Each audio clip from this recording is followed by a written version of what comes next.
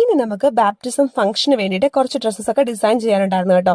Total 4 ഡ്രസ്സാണ് നമുക്ക് design ചെയ്യാനുണ്ടായിരുന്നത്. As usual ഇന്നും നമ്മുടെ ഒപ്പം സാറമോൾ ഉണ്ടാവും.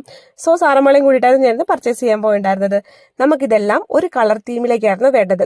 ലെമൺ യെല്ലോ ആയിരുന്നു കേട്ടോ നമ്മളുടെ കളർ തീം. അപ്പോൾ ഇനി നമുക്ക് ഒന്നൊന്നായി നമ്മുടെ ഡ്രസ്സസ് ഒക്കെ കണ്ടിട്ട് വരാം. ഫസ്റ്റ് ചെയ്തേക്കുന്നത് ബേബി ഗേളുടെ ഡ്രസ്സ് ആയിരുന്നു കേട്ടോ. അത് സോഫ്റ്റ് ഓർഗൻസ മെറ്റീരിയൽ ആയിരുന്നു നമ്മൾ ഡൈ ചെയ്തെടുത്തിട്ടുണ്ടായിരുന്നത്. യോക്ക് പോർഷൻ ഫുള്ളായിട്ട് നമ്മൾ വർക്ക് ആഡ് ചെയ്ത് കൊടുത്തിട്ടുണ്ട്. അത് തന്നെയാണ് ആ ഡ്രസ്സിന്റെ ഹൈലൈറ്റ് എന്ന് പറയുന്നത് കേട്ടോ. വളരെ മൈന്യൂട്ട് ആയിട്ടുള്ള ഡീറ്റെയിലിംഗ് ആണ് നമ്മുടെ ഈ ബേബി ഗേളിന്റെ ഡ്രസ്സിൽ കൊടുത്തേക്കുന്നത്. ശ്രദ്ധിച്ചാൽ അറിയാം, നമ്മുടെ സ്ലീവ് 2 സ്ലീവ് ആയിട്ടാണ് കൊടുത്തേക്കുന്നത്. സൈഡിൽ ഒരു ഇല്യൂഷൻ നെക്കും കൂടെ ആഡ് ചെയ്ത് കൊടുത്തിട്ടുണ്ട്. നെക്സ്റ്റ് വൺ 2 ചുരിദാർ സെറ്റ് ആണ് കേട്ടോ. അത് ചന്ദേരി മെറ്റീരിയലാണ് നമ്മൾ ഫിനിഷ് ചെയ്തെടുത്തിട്ടുണ്ടായിരുന്നത്. പക്ഷെ അതിന്റെ ഷോള് ഓർഗൻസയാണ്. സോ ഇത് രണ്ടും കൂടെ ഒരു ചന്ദേരി ഓർഗൻസ മിക്സ് ആയിട്ട് വരും. വീഡിയോ ഷൂട്ട് ചെയ്തിട്ടുണ്ടതിന്റെ ഇടയിൽ കൂടെ കറണ്ട് പോയതുകൊണ്ട് നമ്മൾ ഡമ്മിയും ബാക്കി സാധനങ്ങളൊക്കെ എടുത്ത് നമ്മൾ പുറത്തിറങ്ങി. അപ്പൊ നെക്സ്റ്റ് വരുന്നത് ഈ ഒരു ഫ്രോക്കാണ് കേട്ടോ. സോഫ്റ്റ് ഓർഗൻസയിലാണ് നമ്മളുടെ ഈ ഡ്രസ്സ് ചെയ്തേക്കുന്നത്. അതിന്റെ പാറ്റേൺ തന്നെയാണ് അതിന്റെ ഹൈലൈറ്റ്.